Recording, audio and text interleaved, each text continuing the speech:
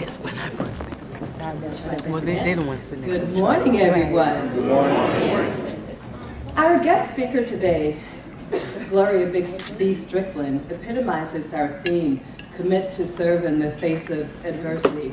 She has a 40-year record of commitment, innovative leadership, and service to New Jersey's poor and underserved communities. She's currently the director of the All-Stars Project of New Jersey, and she's continuing 15 years of leadership there.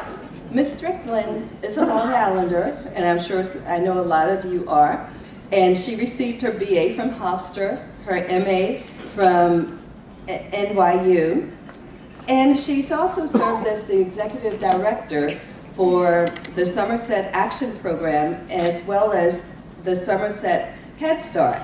Now, where I know Dr. Gloria Strickland from is from the New Jersey All-Stars Program, which is a nonprofit program which operates basically, it started out in New York City, but it's expanded to Newark, New Jersey, as well as other locations that I'm sure she'll tell you about. And many of us know her from her leadership from the All-Stars Project, where she actually provides interns to a lot of organizations, corporations, including the Port Authority. We also know her, I actually first met her when her group would impose to have a table in Gateway getting volunteers. Myself and a few have volunteered for her organization throughout the years. With that, in the New Jersey All-Stars Program, a project, she's provided or started after-school programs reaching more than 2,000 youth annually with her projects and weekend programs. And these programs are supported by more than 1,000 individuals and corporations. And as I mentioned, the Port Authority is included in that. Under her leadership, New Jersey has opened a new center called the Scott Flamm Center for After-School Development, which is not too far from here, adjacent to the Newark Museum. It's a $9.2 million project, and it was 9,000 square feet. Again, not too far in downtown Newark. So, again, I would like to present to you Gloria B. Strickland, Director of All-Stars Project of New Jersey.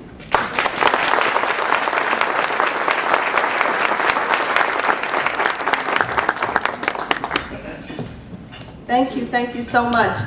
First, I thank the committee or the board for inviting me here today.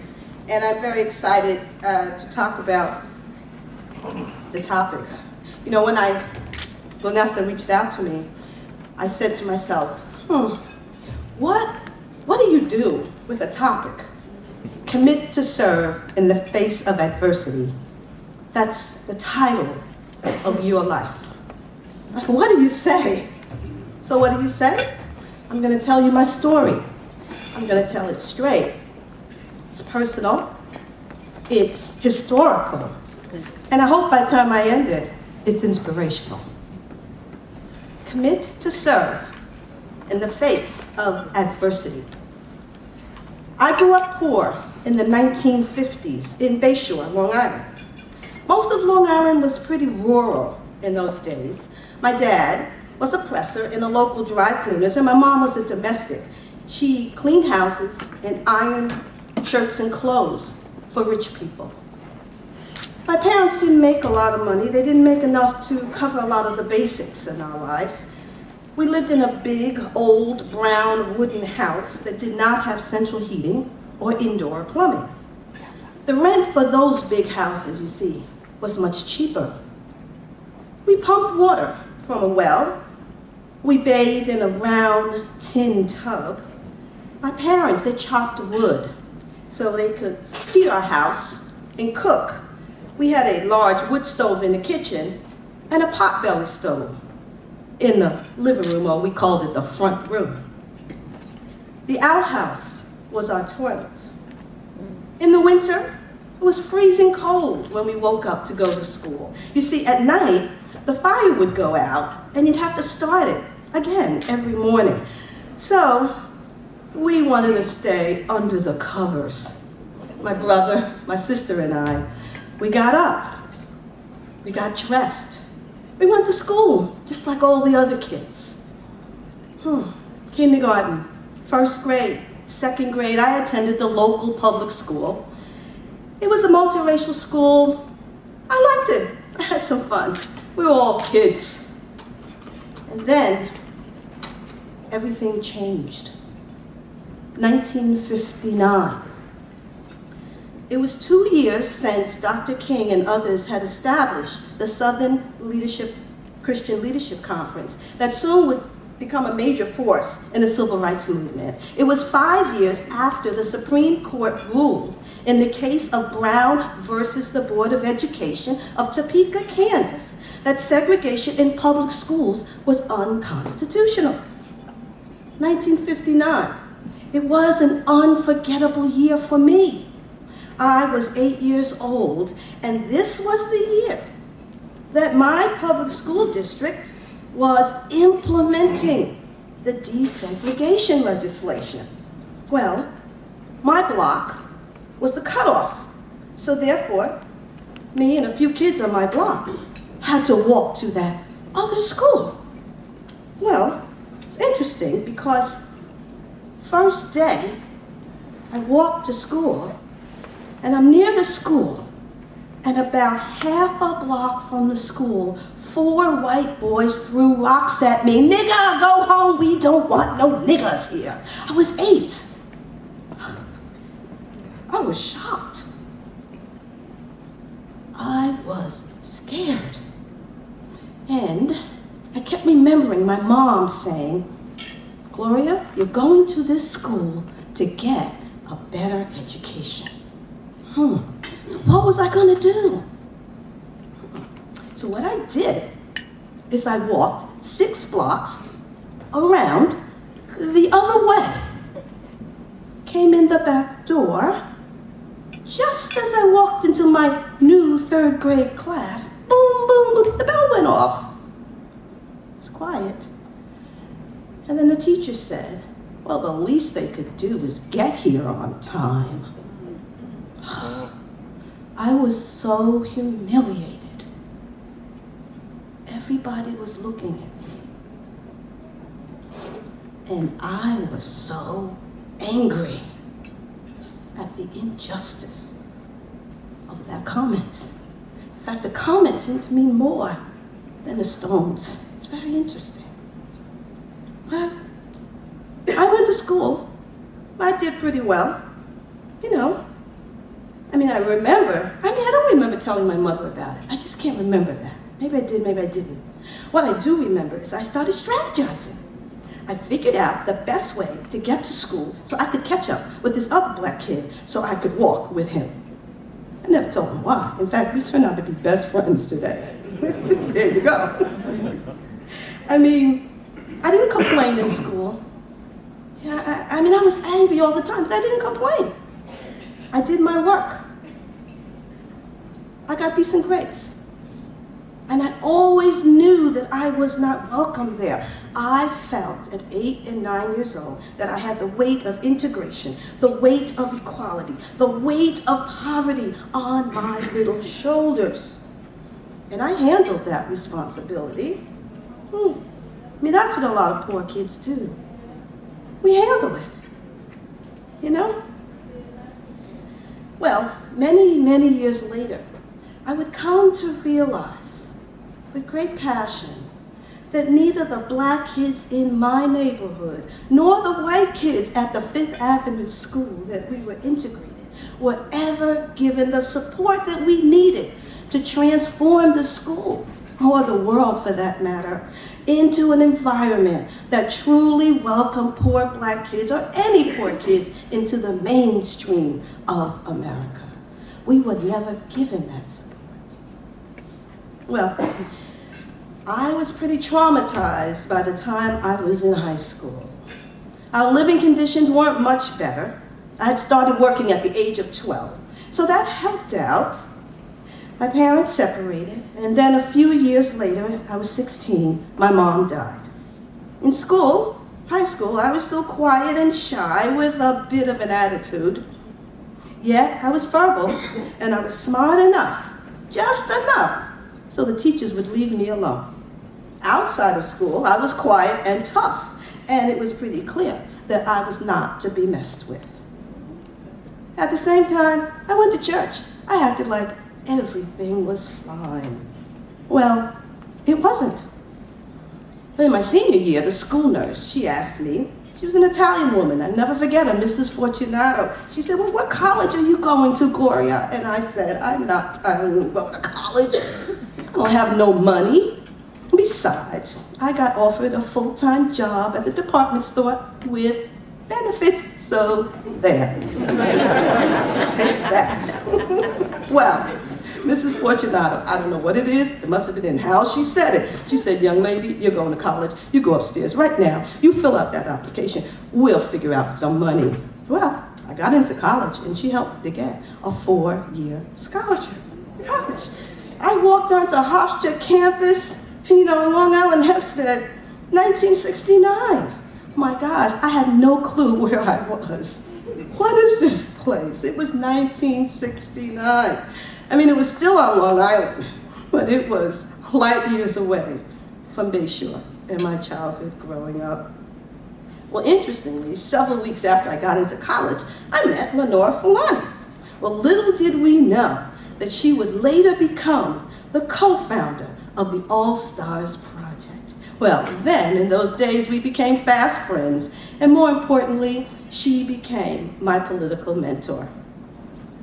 During this time at 69, it's 10 years, that the civil rights movement, has been active and had made already some important contributions, like the Civil Rights Act of 1964, prohibiting discrimination based on race, color, religion, or national origin, or the Voting Rights Act of 1965, and we had already lost some significant leaders. Malcolm X was murdered in 1965, and Dr. Martin Luther King Jr. in 1968. By 1969, the Panthers were founded, and Stokely Carmichael had coined the phrase Black Power, and James Brown, say it loud, I'm black and I'm proud. Oh yeah, I know there's some other people in this room remembers those days. This was a time of progressivism. I, along with members of a Black student union at Hofstra, we attended protest rallies, we marched, we engaged in community activity and involvement. We volunteered, we tutored, and then we developed a sense of culture and education and history that was relevant to us. Sonia Sanchez, Amiri Baraka, Leroy Jones in my earliest days, W.E.B. Du Bois, Frantz Fanon. For me and others, the 60s gave voice. It gave voice to my anger, to my humiliation, to my frustration, and it also gave voice to my dreams for a better life.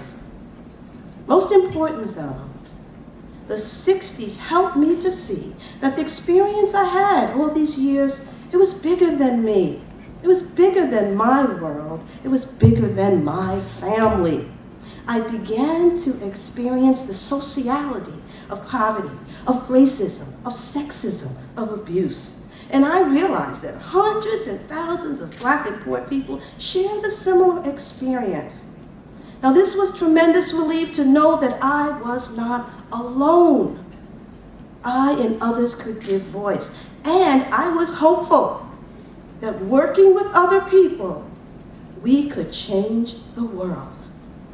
I graduated from college in 1973, earning a BA in early childhood development. I had grown up. I walked off the college campus.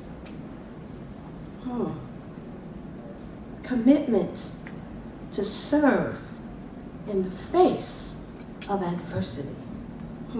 And I committed my life to improving the lives of other poor kids like me. And I knew that I had to go out on this campus. I had to find some people who wanted to do and could do just that. You see, some people want, but can you want it and do it? That was what was important for me.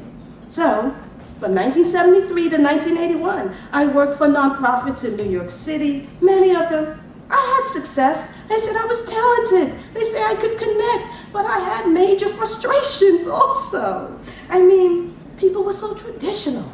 They were so limited in their thinking. They lacked creativity, and they didn't include the young people in helping to figure out what we could do, what we could grow. It frustrated me.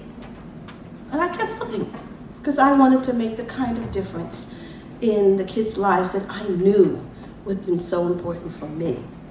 Well, in 1981, Dr. Lenore Fulani and Dr. Fred Newman, they co-founded the All Stars Project, a 100% privately funded youth development organization, where, by the way, 70 to 80% of that funding is individual donors. It's remarkable. Well, I got involved right at the very beginning.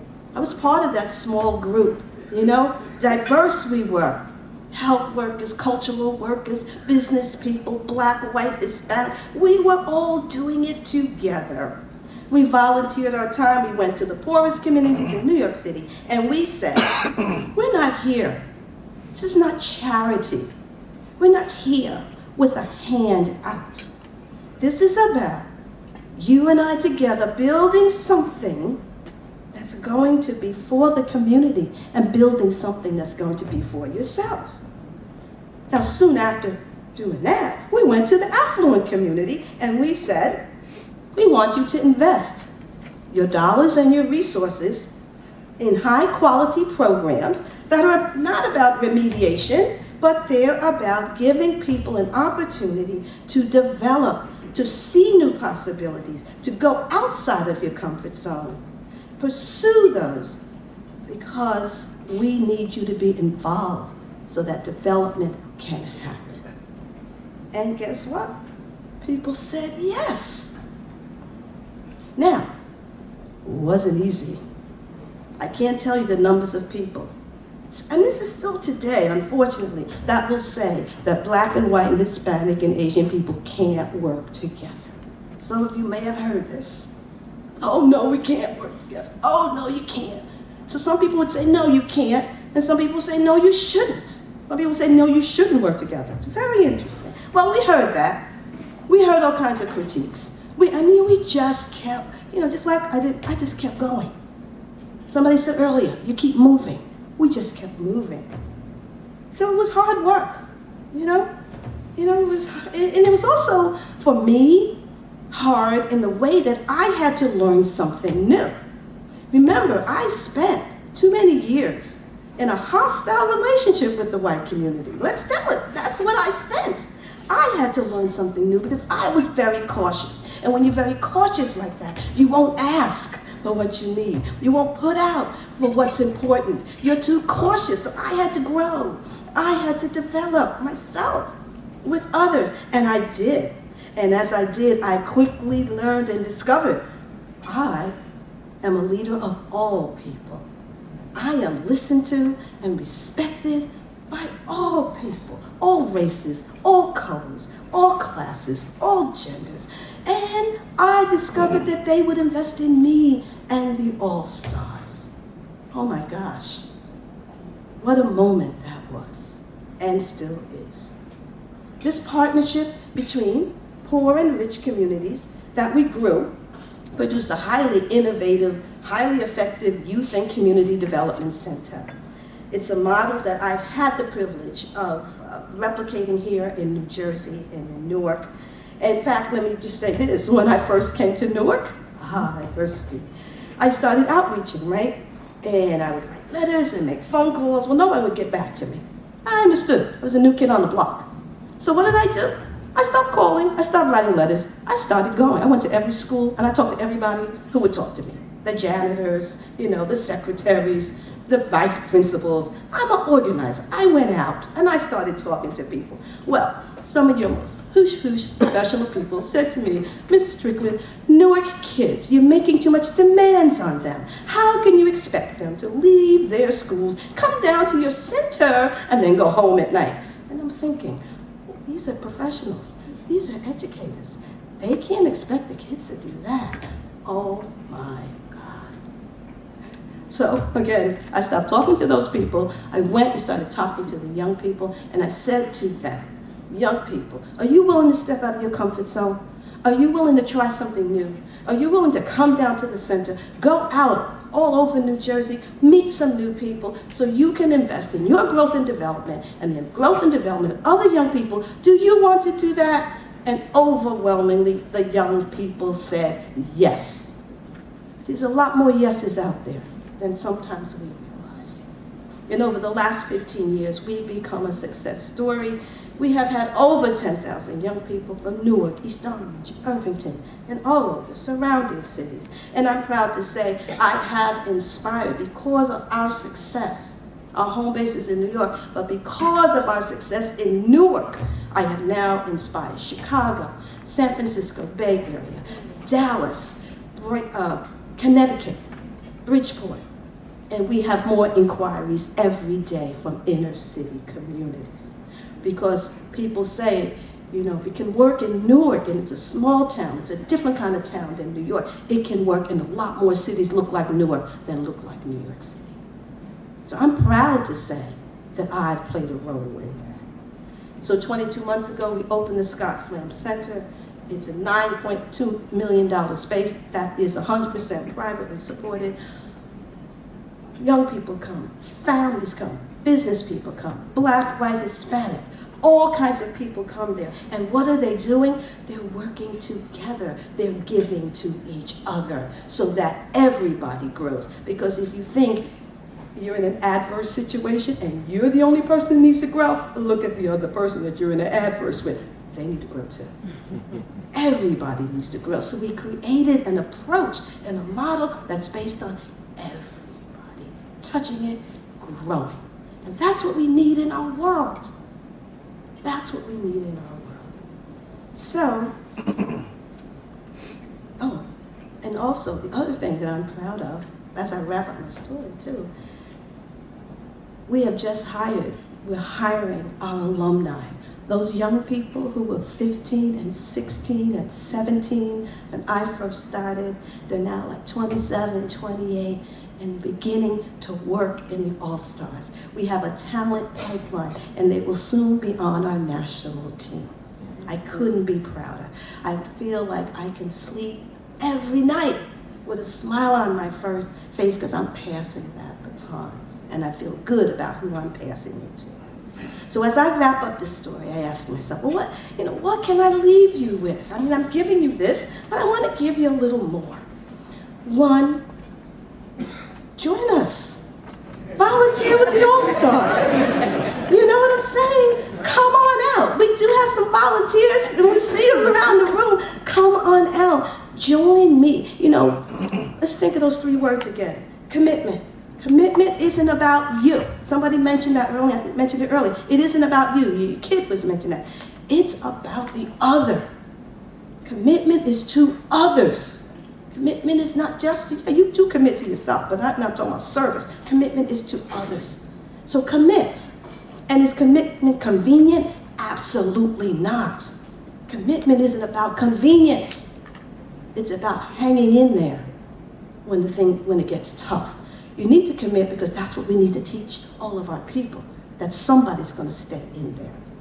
Secondly, the other word you have, serve. Serve, okay? Interesting thing about service. You know, giving to another person. First of all, giving, by the way, it isn't the kind of thing where you say, oh, I'm going to give you this because I want you to say thank you. Oh, I'm going to give you this for a date. I'm going to give you this so you can later say how wonderful I am. That's not giving, you know. That's all about me. Giving is selfless. Giving is give it to give it. And then let the person do whatever they do with it. Maybe they don't want to do anything with it. People have a right to say no. So what I want you to do is give. An interesting thing about giving in that way, it is so nourishing. It is so life-growing. It makes you a bigger person. So don't be small. Be bigger. Give. And in the face of adversity, well, look, we live in the United States of America. You know, we live in a country where adversity of all kinds, I mean, employment, newspaper articles, I must say, adversity. We live, we eat it and breathe it every day. Racism, sexism, homophobia. It's the fact, it's here. So if you're gonna wait for the conditions to get better before you do something, oh no. If I had waited for conditions to be better, I probably would have been so pissed off and provoked somebody to hurt me. I might have been depressed. I might have been an alcoholic. No, with adversity, you don't wait till conditions get better. With adversity, you move, you give. And it's in that process of working with other people that, in fact, your life changed better, is better, even if the circumstance isn't. So I'm asking you to be bigger than adversity. Create a different kind of life. That's what I've done. So I have a new title as I close. It is called Commit to Serve in the Face of Adversity, a key to a glorious, wonderful life. Thank you.